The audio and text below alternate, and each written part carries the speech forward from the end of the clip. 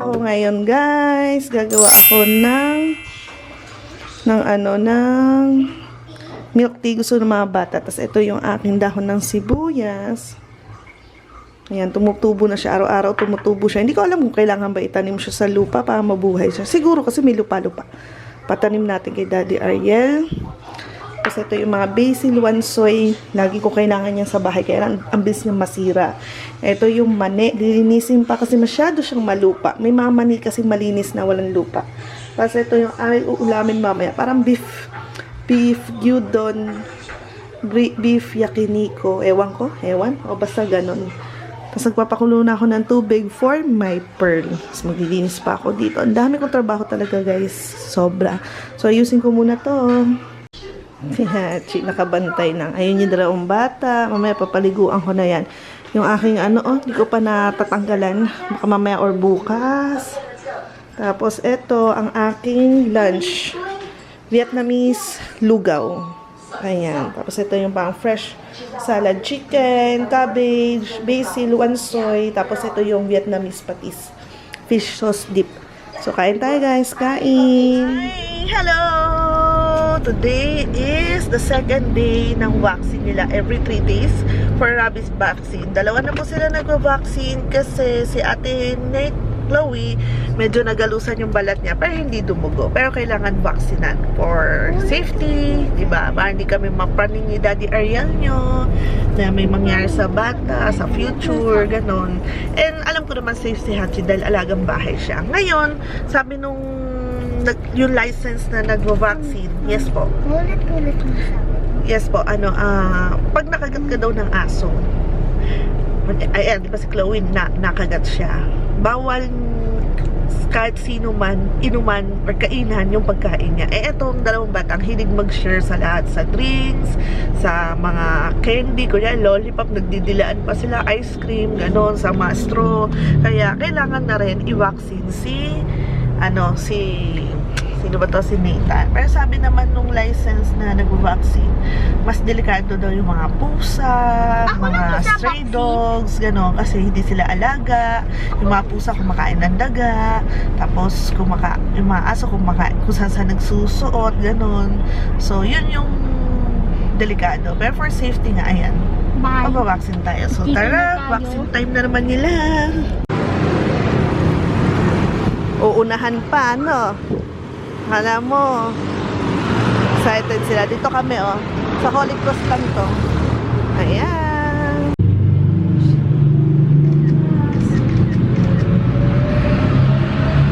Wow, ang brave na ni Nathan. Okay.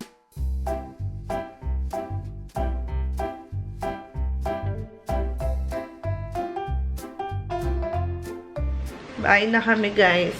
Saglit na saglit lang. Wala kasing tao dito sa QC.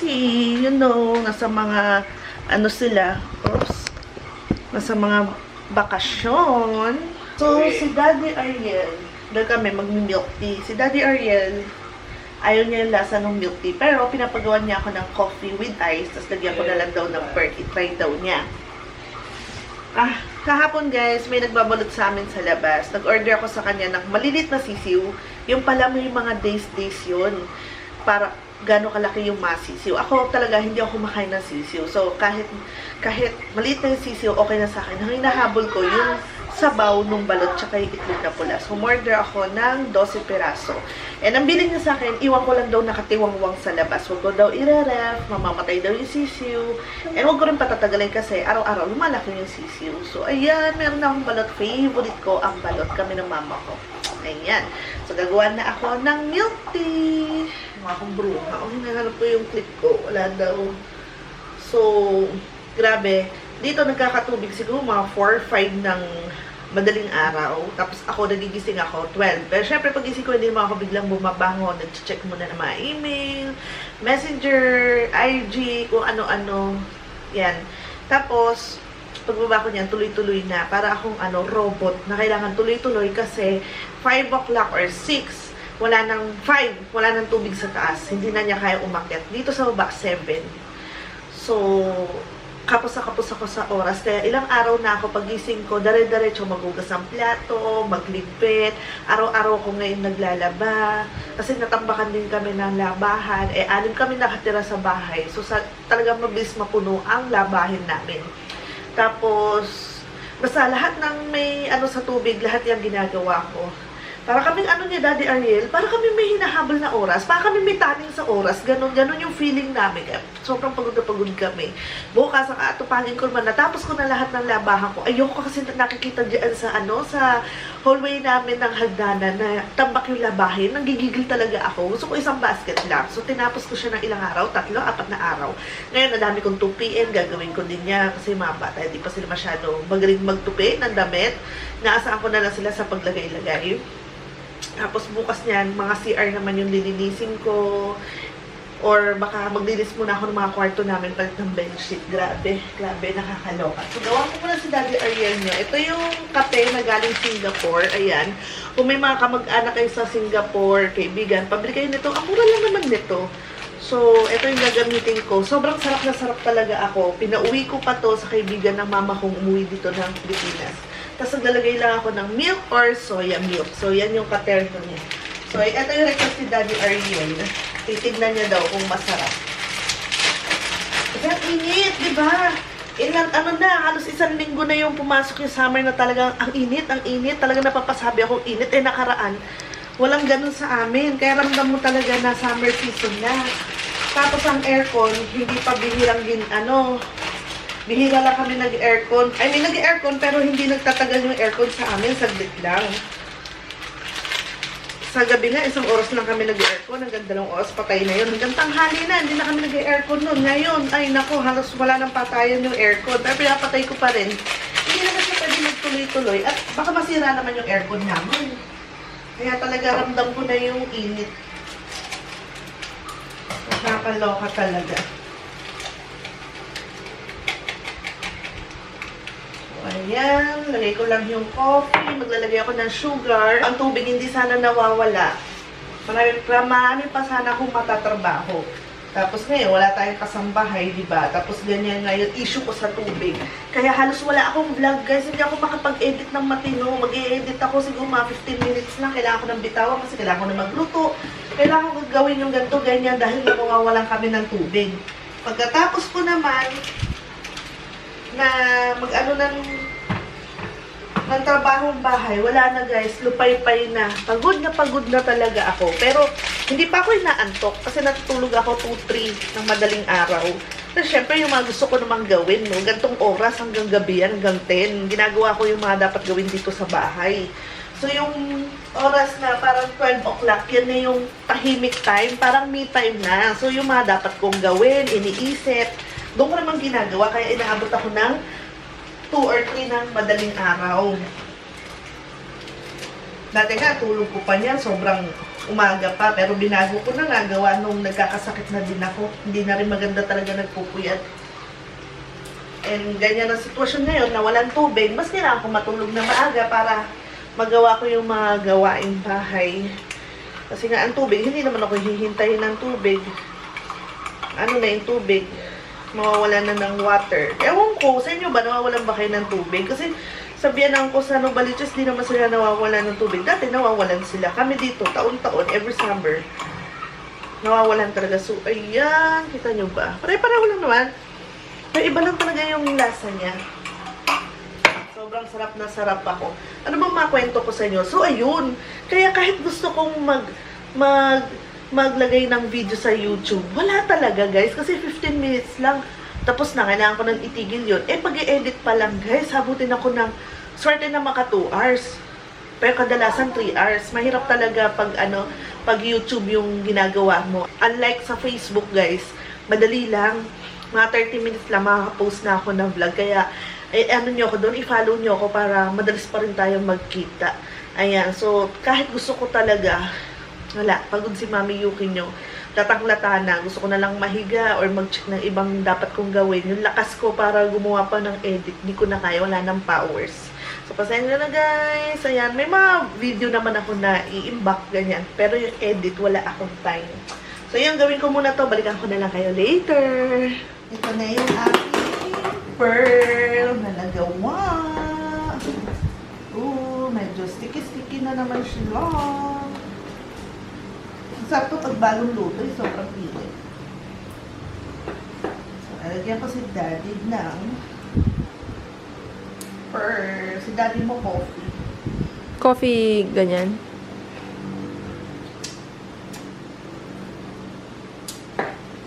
Guys, pumapaw.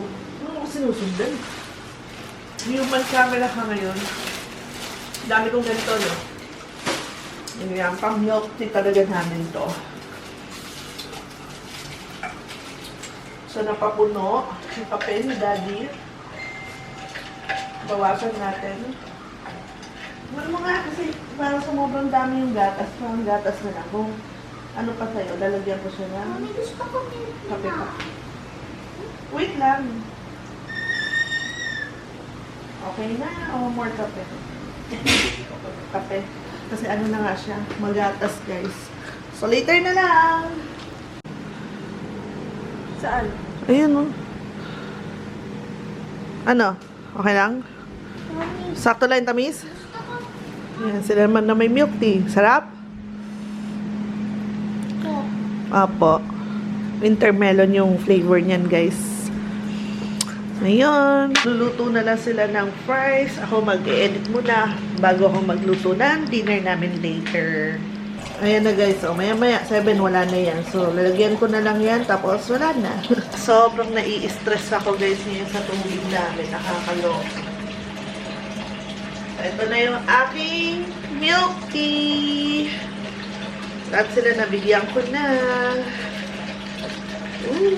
Sarap. Ang trabaho lang talagang gawin.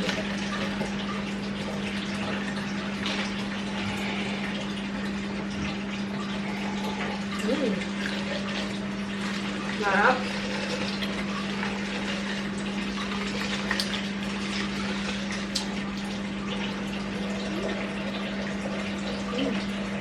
Super duper busy. Ayusin ko muna tong gulay kasi pawala na yung tubig. Mag-ano ako parang magbibif yakiniku ako. So gusto ko siyang nilalagyan ng gulay. Linisin muna natin habang may kakarampot na tubig. Ay, ko sila. Grabe. Grabe. Tapos mamaya magsasampay pa ako ng damit, guys. Nakakapagod. Diba? Wala namang trabaho hindi nakakapagod. Lalo na lang ang pagiging ina, asawa. Walang oras yan. May iba yung nagtatrabaho sa opisina or sa mga mga SM, ganyan. May oras sila. Tapos na. Tayo mga housewife, nanay, wala tayong oras. 24/7 tayo naka-duty. My God!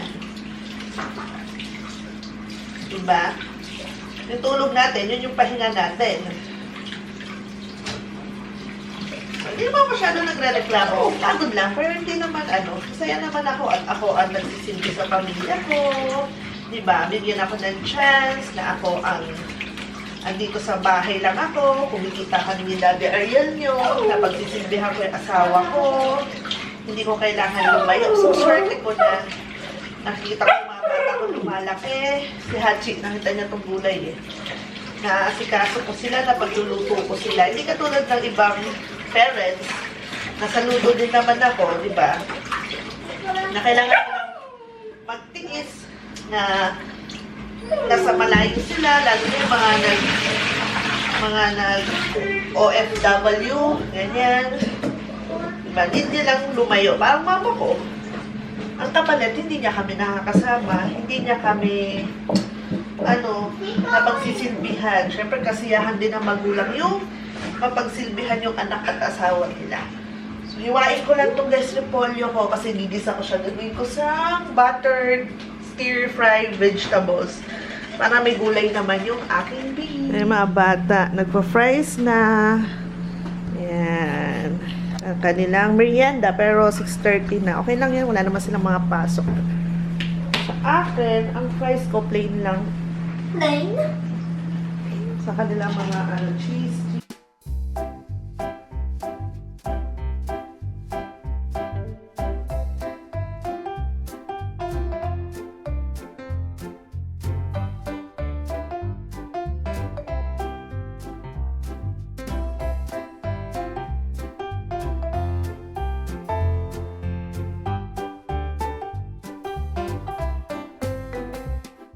Sama naman si Mami sa vlog.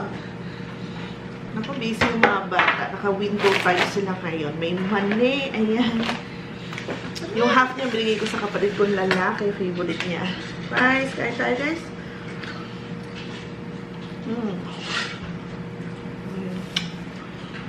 Dati gusto ko, may cheese din. Ngayon, mayo lang ako, ketchup. Okay na. Alis ka dun. Ganun nga, dapat tumatanda ka, no? Yung mga simple na lang yung gusto mo. Sarap. Ito, favorite ko. Favorite namin Ito. ng pamilya Alex. Ay, ko sa inyo, ganyan lang kami kumain. Hindi yung isang buo, isang kainan. Mas hati-hati na kami yan. Yung makatikim lang ba ng pizzeria, ng konting alat. Solve na kami.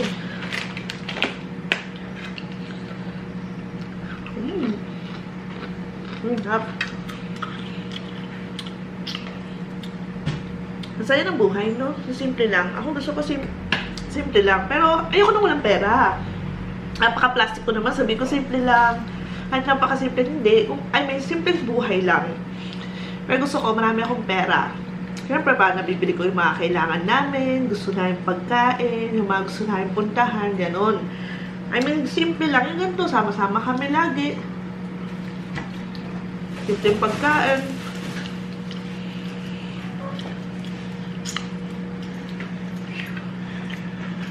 Kami ni Daddy Ariel, ano lang kami, taong bahay. Dati siya mabarkada. Ako nung ikaw. Hindi ba? Ako nung bata-bata ako lang, hindi ako mabarkada eh.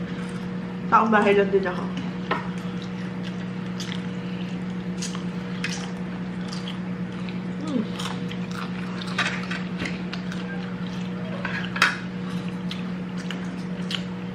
Sarap to pag Netflix movie, kaya lang, ewan ko ba, kapag wala akong time manood guys ng Netflix, ang dahil magaganda. Pag may time ako, wala akong mahanap na magandang palabas. Nakakainis.